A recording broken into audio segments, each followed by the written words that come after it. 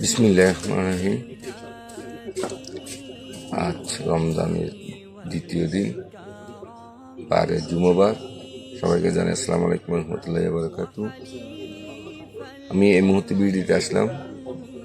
আমাদের নবনির্বাচিত প্রধানমন্ত্রী জনাব তারেক রহমান সাহেব প্রথমেই কোন দেশে সফর দিবেন সেটা নিয়ে বিভিন্ন মিডিয়াতেও আলাপ আলোচনা চলতেছে।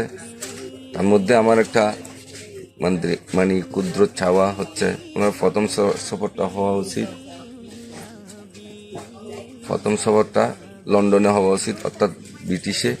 কারণ উনি দীর্ঘ বছর ওই ব্রিটিশে অবস্থান করেছিলেন। তো ওনাকে যিনি যে দেশটায় দীর্ঘ বছরের একটা এই কঠিন অবস্থার মধ্যে ওনাকে যতটুকু সার্বিক সহযোগিতা করেছেন, সেটা একটা জিনিসটা একটু ওনাকে একটা সহযোগিতার মাধ্যমে যেভাবে হোক না কেন, আমি মনে করি উনি ওই লন্ডনে থাকাকালীন ওখান থেকে যতটুকু ফ্যাসিলিটি পেয়েছেন, সেই কৃতজ্ঞতার মাধ্যমে আমি ওনাকে, আমার পরামর্শ হচ্ছে যে প্রথমে লন্ডন সফরটা যদি সুযোগ হয় করলে সুন্দর হবে।